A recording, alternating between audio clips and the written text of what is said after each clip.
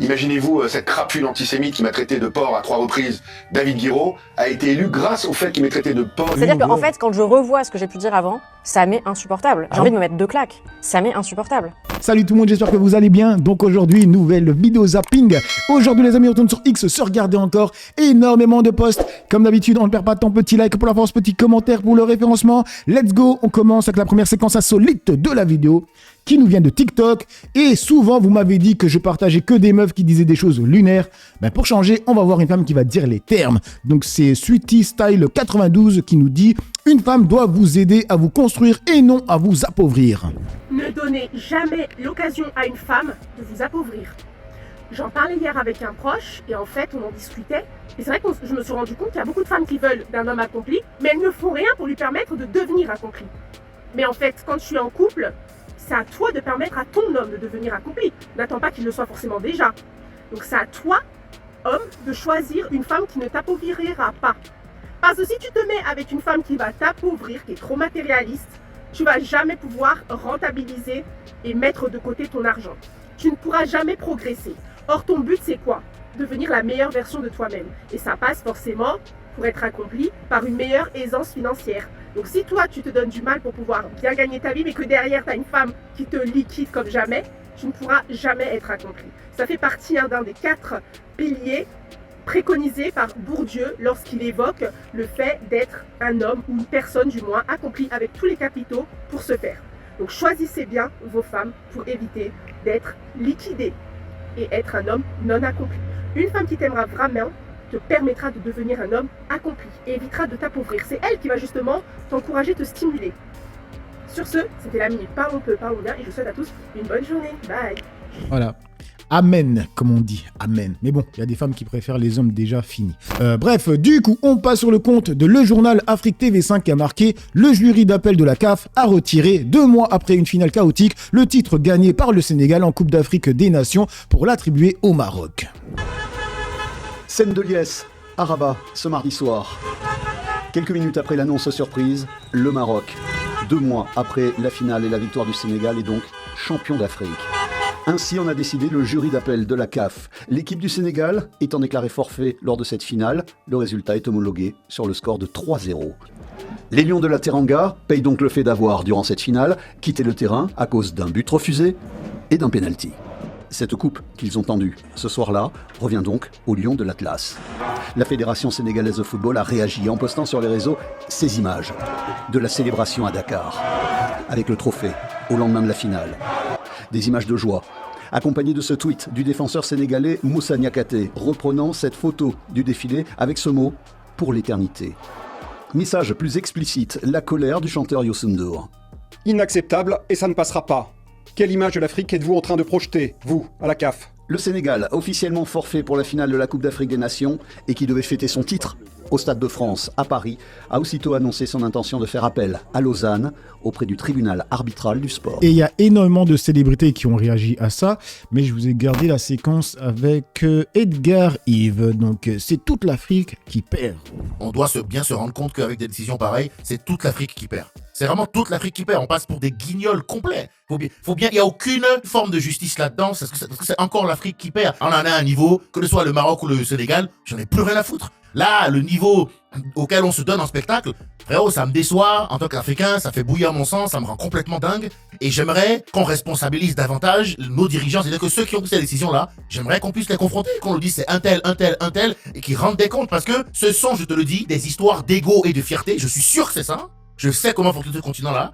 Plus un peu de corruption qui mène à ce type de décision complètement saugrenue qui affiche l'Afrique. Est-ce qu'on a besoin de ça, nous? Déjà, on nous dit qu'on est claqué au foot. On a du mal à organiser une compétition qui commence à prendre un minimum d'ampleur, un minimum de street credibility. Ça devrait pas changer. Le match a été gagné sur le terrain. Qu'on arrête cette mascarade justement le plus vite possible. Cette histoire de trophée, c'est une mascarade. Ce sera à jamais inscrit dans l'histoire comme une mascarade. Et franchement, je sais pas quel Marocain aura le culot de s'en vanter. Voilà. Bref, dites-moi ce que vous en pensez. Du coup, on enchaîne avec TBT9 Ça parle de Tony Parker qui serait en banqueroute. Donc une rumeur affirme que l'ex-basketteur serait dans le rouge. Tony Parker en banqueroute, qu'est-ce qui se passe? Oui, information saisissante, il y a une vidéo qui révèle que la fortune de Tony Parker est en train de s'évanouir. Alors, en fait, au niveau business, c'est la catastrophe, Cyril. Donc, il aurait vendu, je vais vous raconter tout ce qui se passe, il aurait vendu son yacht Infinity Nine de 35 mètres, 2 ans après l'avoir acheté. Ouais, ça c'est normal, c'était un coup parce que c'est il a eu c'est une très belle affaire d'ailleurs qu'il a eu là-dessus. Il a très bien acheté et je pense qu'il a vendu pour 3 millions de moins que la mise du début. Il vend moins bien. J'y crois pas parce que je sais le prix qu'il a acheté, je pense que c'est possible, mais peut-être 2 millions de moins, mais 3 ça me semble beaucoup. Comment vous savez ça? Je suis au courant. Il a dit, il a très bien acheté. Bon, il a perdu 2 millions, mais ça va. Donc pour lui, ça, bien acheter, c'est perdre 2 millions, putain. On n'est pas dans le même monde. Hein. Il est beau, Au hein. courant. Voilà, alors ça c'est le yacht. Oui, oui. Voilà. Je crois qu'il a acheté 6 millions et demi. 6 millions et demi. Ouais. C'est pas mal. J'avais un autre chiffre, mais je pense que vous l'avez dit. C'est quoi 12. Non, il a eu une très belle affaire sur ce yacht. Ok. Crois-tu? Coûte combien le vôtre? Oh. Donc ça c'est le yacht. Deuxième chose qui va pas bien, c'est le basket. Son club Lasvel, donc Villeurbanne, c'est proche de Lyon, un grand club de basket, serait dans le rouge avec des résultats négatifs et des sponsors qui se défilent. Je crois que sur les 5 dernières saisons, il y aurait 3 saisons déficitaires, Cyril. Et il rechercherait des fonds américains pour se renflouer. Ah ouais. Le pire, c'est son projet de station de ski. Est-ce que vous vous souvenez de ce projet faramineux, Ananda, complexe touristique dans le Vercors, qui a été retoqué, il y avait 700 lits, et bien ça a été retoqué. Alors peut-être ça va être sauvé avec moins de lits, mais pour le moment ça va pas, de même que son haras et son domaine viticole. Situation délicate en ce moment, Cyril, pour Parker. Du coup, que dit le peuple dans les commentaires? Radin comme il est, cela m'étonnerait. Genre, elle le connaît ou quoi? La folie des grandeurs, il a eu. En réalité, parler de difficultés financières pour Tony Parker est un raccourci qui mélange des revers sur certains projets spécifiques et une fortune personnelle qui reste, elle, très solide. Voici le point sur sa situation en 2026, des revers dans ses investissements. Du coup, on continue avec Alice Cordier et là c'est l'informatrice qui lui répond en disant « Vous comprenez à présent pourquoi le collectif Nemesis et Alice Cordier se montrent très discrets sur l'affaire Epstein. Il ne faut pas fâcher ses parrains. » Donc Alice Cordier qui avait tuté, ravi de ce déjeuner avec son excellence, l'ambassadeur d'Israël, Zarka, qui nous a assuré de son soutien lors de sa venue au Chinese Business Club. Quand tout vacille, certains soutiens font la différence. Que dit le peuple dans les commentaires? Son excellence, mort de rire, tu as besoin de thunes, tu fais la PUTE. Pas besoin de mourir, nous sommes déjà en enfer. Israël financerait les Némésis, Rieux, Knafo, Maréchal, qui luttent contre l'immigration de masse, qui elle aussi serait financée par Israël. Imagine le degré de dissonance cognitive si je tweetais ça. Remarque, sont assez débiles pour le gober VRT. Quand tu soutiens ce genre de...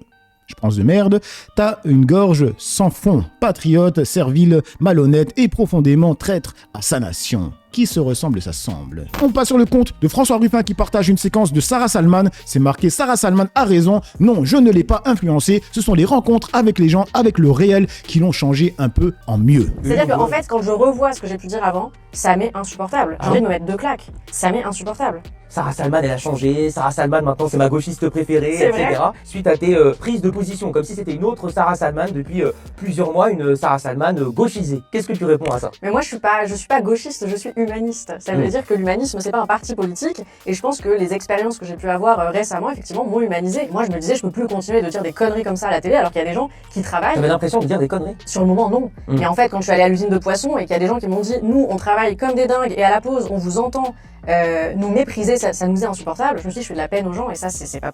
Je me souviens quand j'ai commencé à partager Sarah Salman, quand elle disait les termes, on a voulu me faire passer pour quelqu'un d'extrême droite, tu vois.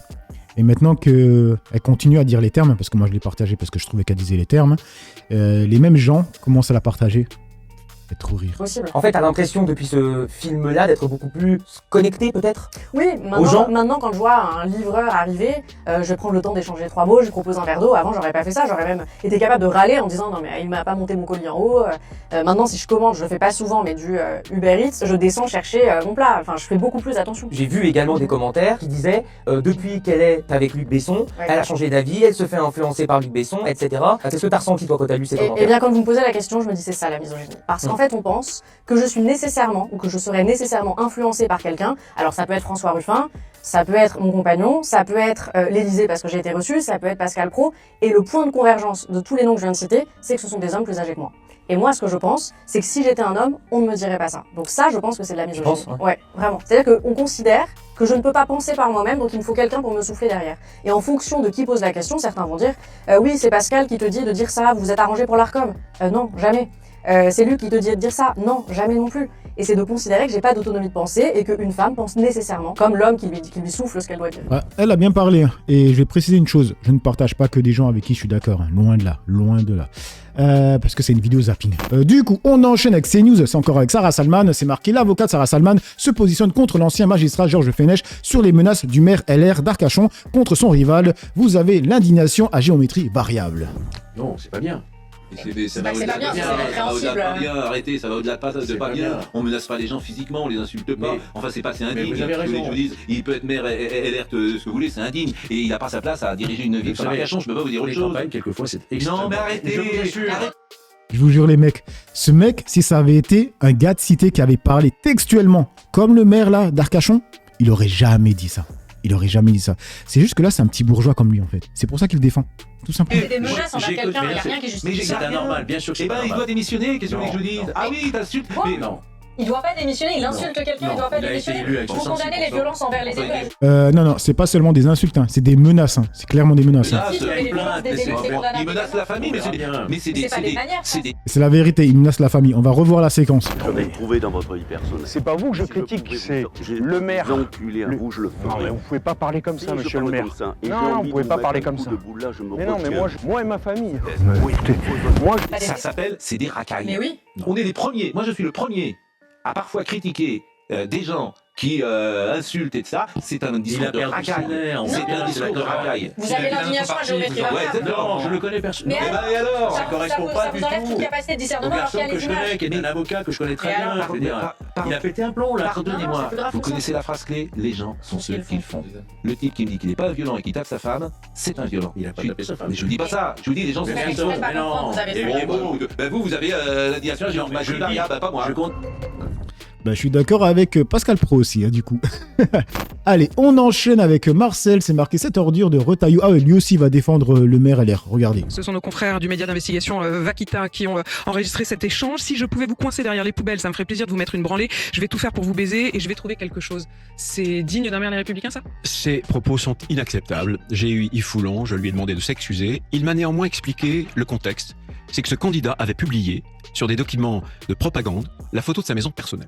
C'est donc une atteinte à la vie privée. Voilà. Ça n'excuse pas du tout pour moi les propos. S'il s'excuse, il sera pardonné ou est-ce que vous... Je lui demande de s'excuser. Compte tenu de ce qui s'est passé avant, de ce que je viens de vous dire, je pense qu'on doit éviter toute violence, mais je pense que publier sur des photos la maison privée d'un élu, révéler ce point qui appartient à l'intimité d'une vie privée. Mais c'est une maison visiblement emblématique d'Arcachon, semble-t-il, et pour laquelle il a donné lui-même les autorisations de destruction. C'est ce que dit en tout cas son opposant. Oui, ça a été tranché par le Conseil d'État. Tout à fait. Donc la plus haute juridiction a tranché. Voilà. Simplement, je le redis solennellement. Ce sont des propos qui sont inacceptables. Mais et je lui demande de clarifier sa position et de s'excuser. Il vous a dit qu'il le ferait? Il m'a dit qu'il le ferait par un communiqué. On continue avec Marcel qui a marqué le niveau intellectuel des électeurs RN est décidément préoccupant. Les élections municipales, c'est extrêmement important. Donc c'est aussi pour ça qu'on vient. C'est pour dire aux gens, c'est extrêmement important la mobilisation lors des municipales. Parce qu'il y a plein de choses qui se font dans les municipales. Et moi je dis, sincèrement, je ne fais pas de politique. Moi je vote pour la personne. Alors, si vous vous présentez, Madame Le Pen, l'année prochaine, je ne vote pas pour vous. D'accord. Parce qu'on est du même âge. Il faut laisser la place aux jeunes. D'accord. Voilà. Mais Monsieur Bardella, je voterai pour lui. Parce que dans le pays qu'on est, il faut du jeune. Voilà, je pense qu'on est de la même génération. On est avec méfiez-vous parce que vous avez raison pour Jordan Bardella, il faut Pierre. Voilà. Mais enfin, Macron, il était jeune et il a quand même fait vraiment quelque chose d'épouvantable. Oui, mais il faut se méfier de ça. Voilà. Bref, on passe sur le compte de Admire qui répond au tweet de Alerte Info en disant voilà typiquement les droits tardés, ça veut rajouter 120 caméras à 15 000 € sans connaître le prix. Mais quand un maire LFI veut offrir 200 trousses à des gamins pour la rentrée, ça aboie comme un chien qu'elle a rage. Donc c'est marqué Rachida Dati ignore le prix d'une caméra de vidéosurveillance qu'elle veut pourtant doubler à Paris. Les caméras de vidéoprotection à Paris sont de compétence exclusive du préfet de police. Lui seul décide. Ou pardon, non, mais je vais finir ma phrase, madame le maire. Je vais essayer de le faire avec ce petit bruit de fond.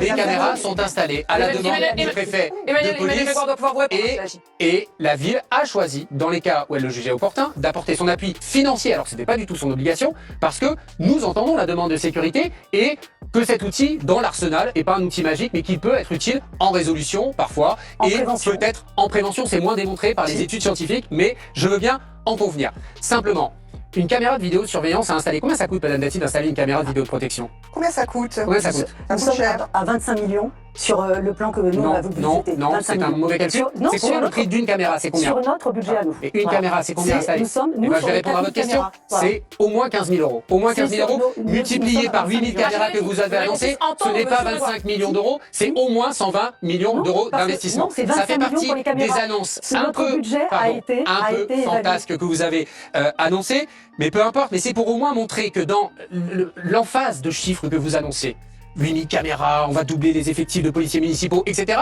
Ils font fi de tout principe de réalité, les filières de formation, la disponibilité, l'utilité et l'autorisation du préfet de police pour le faire. Ah ouais, là c'est pris une petite claque. Et on passe sur le compte de l'humanité, c'est avec Bali Bayoiko qui dit « Sophia et moi, nous sommes ce que l'extrême droite déteste, en cela nous sommes la fierté de la République. » Nous avons subi, Sophia comme moi et comme tant d'autres d'ailleurs, des propos racistes et ça ne date pas d'aujourd'hui en réalité. Quand le nouveau maire de Saint-Denis dit « ça n'est pas la ville des rois, c'est la ville des noirs », non, ce n'est pas vrai. C'est curieux quand même de scander « on est tous des enfants de Gaza » le soir d'une élection municipale. Les cités de Saint-Denis ont survoté dans cette élection et qui accusent notamment les narcotrafiquants d'être allés chercher les électeurs. Sophia comme moi, nous sommes ce que l'extrême droite en fin de compte déteste et donc en cela, nous sommes finalement la fierté de la République. Ce qui est important pour nous, c'est profiter de ces séquences-là pour rappeler en fait qui nous sommes. C'est-à-dire, nous avons bien sûr la couleur noire pour Sophia et Rémine, mais nous sommes fiers de cela. Parce que en fin de compte, Saint-Denis, c'est 150 nationalités d'origine différentes et nous portons en tête cet espoir. Donc quand la question est posée dans les mains de qui vous êtes, nous sommes nous, Sophia comme moi et comme tant d'autres d'ailleurs, dans les mains en fait du peuple, parce que nous sommes des élus à part entière. La meilleure réponse que l'on peut leur donner, c'est effectivement le calme, le résultat des urnes, celle de la démocratie, parce qu'on peut pas considérer que le résultat est un résultat qui a été falsifié, de caricaturer les quartiers populaires et notamment la ville de Saint-Denis, cette deuxième plus grande ville d'Île-de-France, de considérer que le résultat qu'on a fait, c'est simplement un vote dit communautaire ou un vote dit des narcotrafiquants. Enfin, c'est quand même très très scandaleux. On parle de la droite extrême et de l'extrême droite. Moi, je tiens quand même à préciser que celui qui a, durant notre campagne, considéré que nous étions sur une campagne communautaire, une campagne irresponsable, une campagne soutenue par des narcotrafiquants, c'est quand même le maire sortant socialiste. Ça, faut quand même le rappeler. C'est assez inquiétant de voir aussi que dans le spectre, on va dire, républicain, on a aussi des formations politiques qui vont sur ce créneau-là. Et c'est très inquiétant pour la suite, notamment pour les échéances nationales. Et on passe sur le compte de la Maison Presse et c'est avec Benjamin Netanyahou. Les gens ont encore décortiqué une vidéo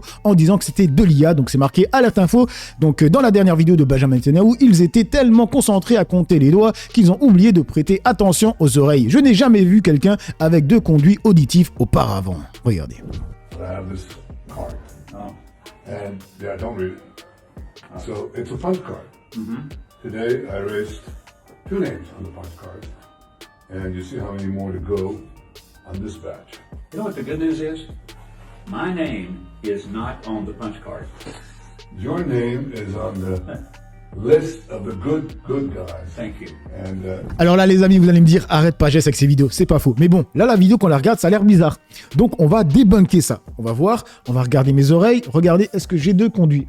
Ah ah, regardez, un deuxième conduit. J'ai débunké la vidéo. Bref, on termine avec l'exploitateur, c'est avec Meilleur Habibi, le meilleur d'entre eux, qui nous dit « Cette crapule d'antisémitisme, David Guiraud a été élu grâce au fait qu'il m'a traité de porc. » On a hurlé hier, nous sommes tous des Gazaouis à Saint-Denis. Imaginez-vous cette crapule antisémite qui m'a traité de porc à 3 reprises. David Guiraud a été élu grâce au fait qu'il m'ait traité de porc. Et donc il y a eu un reportage hier sur CNews où les gens dans la ville disaient « Bah tiens, il a traité Meilleur Habib de cochon, qui est la plus vieille. Pas contre moi, je m'en fous, mais insulte antisémite au monde. » Et il a été élu partout aujourd'hui. Et ce qui est le plus grave, si vous me permettez, Christopher Gabarolin, c'est que l'ancien président de la République, François Hollande, a appelé à Tulle à l'alliance avec LFI. Quand j'entends que, y compris Jérôme Guel, qui il y a quelques semaines nous racontait que s'il avait le choix entre le Rassemblement National et LFI, il voterait LFI. Et ils iront tous à la soupe. Et ils iront tous à la gamelle s'il y a un deuxième tour, cette gauche immonde. Comme ça s'est passé d'ailleurs entre parenthèses en Israël, où LFI a appelé à voter pour la candidate macroniste lors de l'élection où, malgré mes 85%, en Israël, je n'ai pas été élu. Ils saliront. Et c'est au-delà, et c'est la terrible réalité aujourd'hui de la France, où d'être antisémite aujourd'hui, c'est devenu une parenthèse de l'histoire. On passe à autre chose. C'est une honte, c'est un scandale, et réellement, je ne sais pas encore une fois, comme je l'ai écrit sur Twitter, Christopher Barolin, quel est l'avenir? J'adore la France, c'est le pays qui m'a vu naître, c'est ma langue maternelle. Et je suis attaché à ce pays, à ces paysages, comme beaucoup d'entre nous. Ah ouais, t'as mis bien la France, hein, avec sa Daytona au poignet.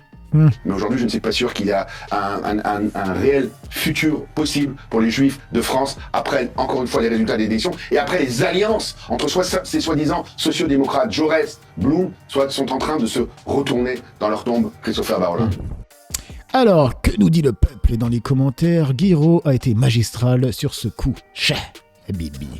David Guiraud, est-ce qu'avec un peu de recul, là, en revoyant cette séquence et en prenant le temps de l'écouter, vous referiez exactement la même chose et vous rediriez surtout exactement la même chose?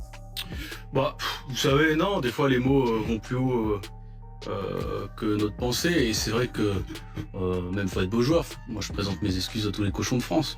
J'en ai jamais vu un défendre un génocide, hein. David. Voilà, on reste sur ça. Donc voilà les amis pour cette petite vidéo zapping réaction. Dites-moi ce que vous en pensez dans l'espace commentaire, dans la joie, la bonne humeur, sans insultes comme d'habitude. N'oubliez pas le petit like pour la force, petit commentaire pour le référencement. J'ai assez parlé pour le peu que j'ai parlé à vous décrire. Ciao tout le monde.